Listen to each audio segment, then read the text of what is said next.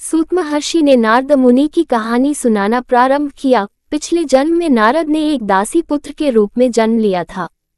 वह दासी एक भक्त के घर में काम किया करती थी। उस भक्त के घर में सदा ऋषि मुनि, साधु संत अतिथि सत्कार पाया करते थे। बालक नारद उन ज्ञानियों की सेवा में लगा रहता था। जरूरत के वक्त उन्हें पानी पिलाया करता था। विष्णु भगवान की महिमाओं की चर्चा भी बड़ी श्रद्धा व भक्ति से सुनता था। नीर यानी पानी देने वाले बालक का नामकरण नारदशश करके वे लोग इसी नाम से उसे पुकारा करते थे। इस बीच नारद की मां सांप के डसने से मर गई। बालक नारद को अपने पिता का बिल्कुल पता न था। उसके साथ ही नारद को दासी पुत्र और अनाथ बालक कहा करते थे। कुछ ही दिनों में उस मकान के मालिक का स्वर्गवास हो गया।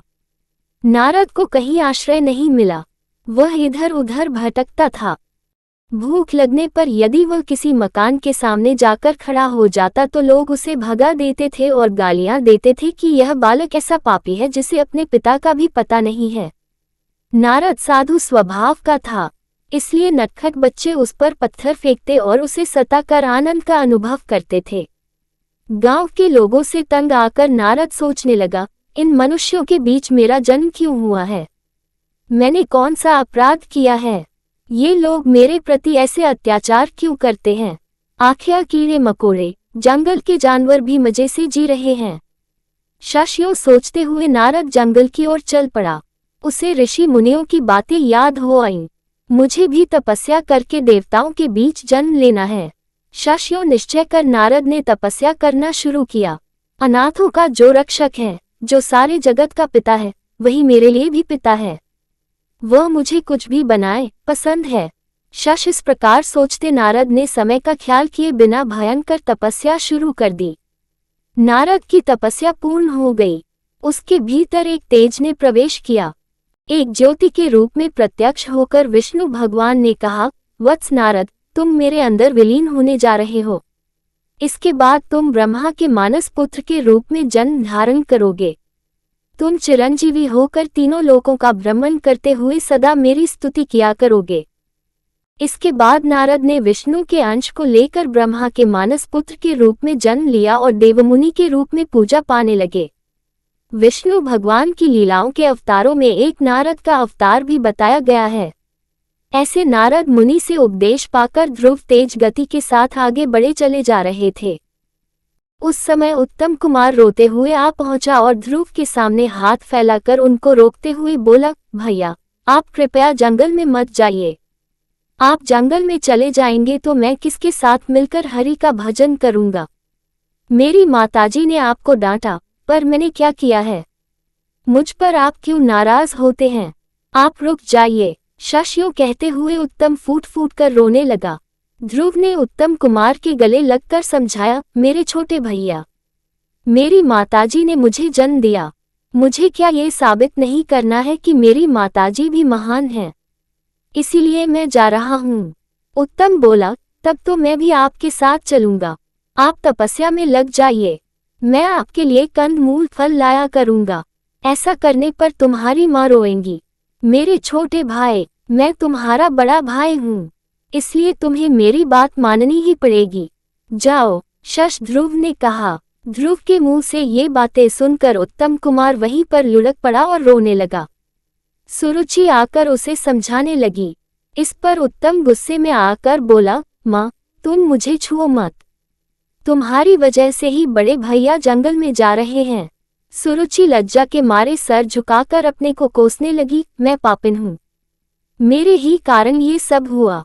शश इतने में राजा उत्तानपाद पहुंचकर बोले, ध्रुव, तुम रुक जाओ। ये सब मेरी मंद बुद्धि की वजह से ही हुआ है। मेरा राज्य तुम्हारा है, वापस चलो। इस बीच ध्रुव काफी दूर तक चले गए थे। नारद ने सुनीति से कहा, माताजी, तुम्हारे गर्भ से एक रत्न जैसा पुत्र पैदा हुआ है। तुम अपने बेटे के बारे में बिल्कुल चिंता मत करो। नारायण स्वयं उसकी रक्षा करेंगे। शश फिर उत्तानपाद की ओर मुड़कर नारद बोले, राजन, हम सबको इस बात पर खुश होना चाहिए। आपके पिता और ध्रुव के दादा स्वयंभुव मनु के वंश के लिए भी बालक ध्रुव अपार यश का कारण बनेगा। इसमें किसी का कोई दोष नहीं है। ये श्रीमन्नारायण का संकल्प है। शश यो समझाकर नारद मुनि ने सबको शांत किया। मधुवन में बैठकर ध्रुव ओम नमो नारायणाय शश का मंत्र जापते तपस्या कर रहे थे। यमुनांदी उस मंत्र में श्रुति मिला रही थी। ध्रुव की तपस्या से तीनों लोग कांपने लगे। कोई यदि कहीं भी तपस्या करता हो, ओ इंद्र ये सोचकर डरते हैं कि कहीं वह तप करके उनके पद की कामना न कर बैठे।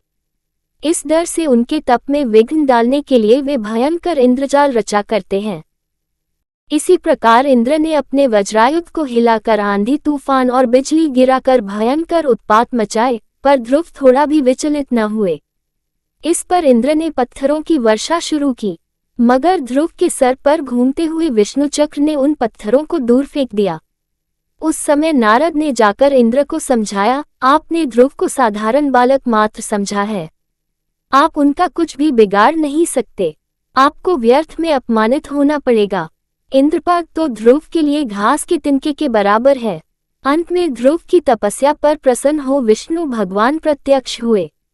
ध्रुव विष्णु के पैरों से लिपटकर अपार आनंद के मारे मूक रह गए।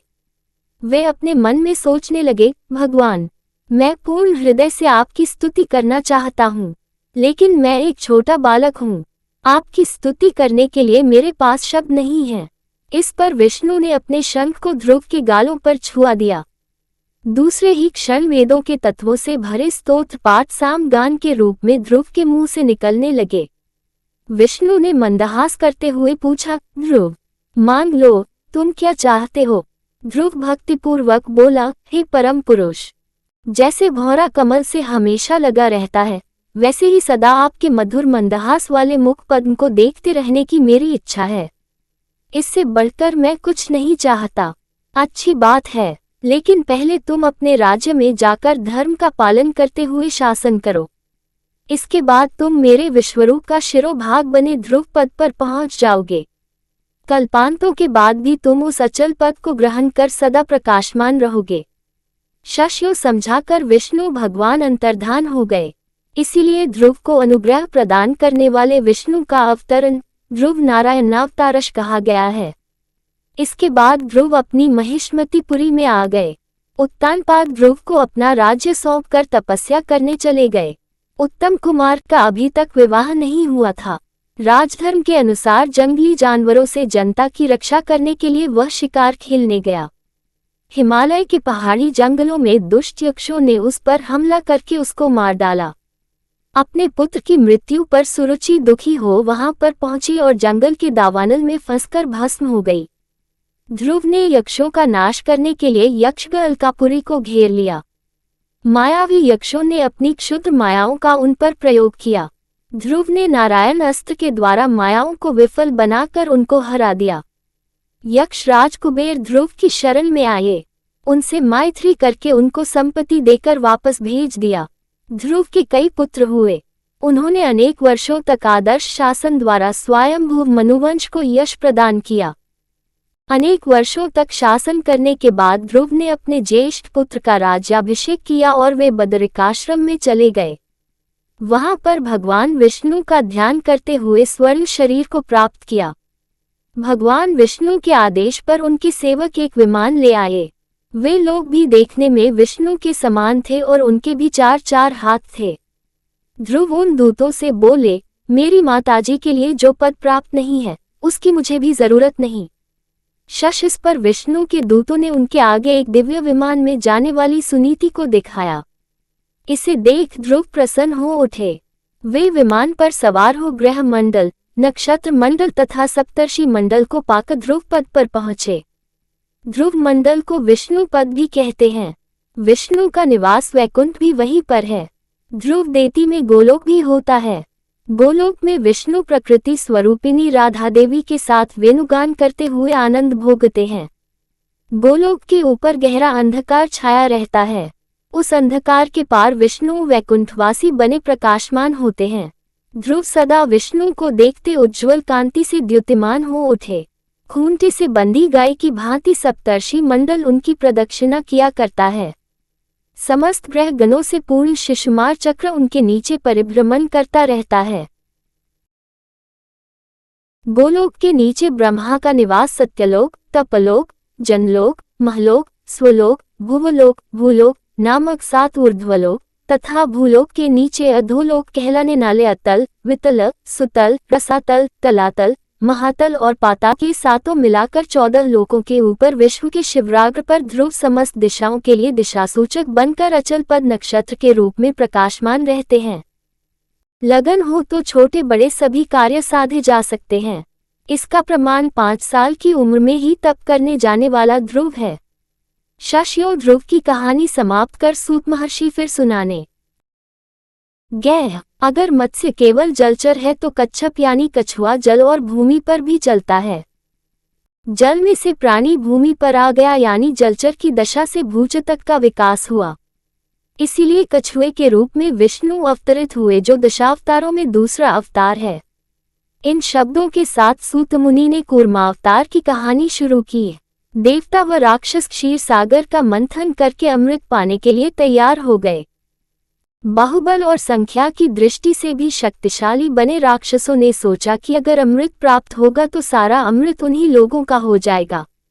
राक्षसों को अमृत के द्वारा अगर अमृतत्व प्राप्त हो जाएगा तो हमारा क्या नुकसान होगा। सारी जिम्मेदारी विष्णु की ही मानकर देवता उन्हीं पर विश्वास करने लगे। क्षीरसागर पर मंदर पर्वत को मथानी के रूप में खड़ा करके महासर्प वासुकी को रस्से के रूप में लपेटकर समुद्र का मंथन करने का निर्णय हुआ। लेकिन मंदीर पर्वत को लाकर क्षीरसागर में डालना किसी के लिए मुमकिन न था। विष्णु ने उन पर अनुग्रह करके ये काम संपन्न किया, इसीलिए वे गिरधारी कहलाए। राक्षसों ने वासुकी सर्प को सर के छोर से पकड़ने का हठ किया। विष्णु ने देवताओं को समझाया कि वे राक्षसों की बात मान लें। तब विष्णु ने भी सबके अंत में वासुकी की पूंछ के छोर को पकड़ लिया। इसके बाद क्षीर सागर को मथने का काम शुरू हुआ।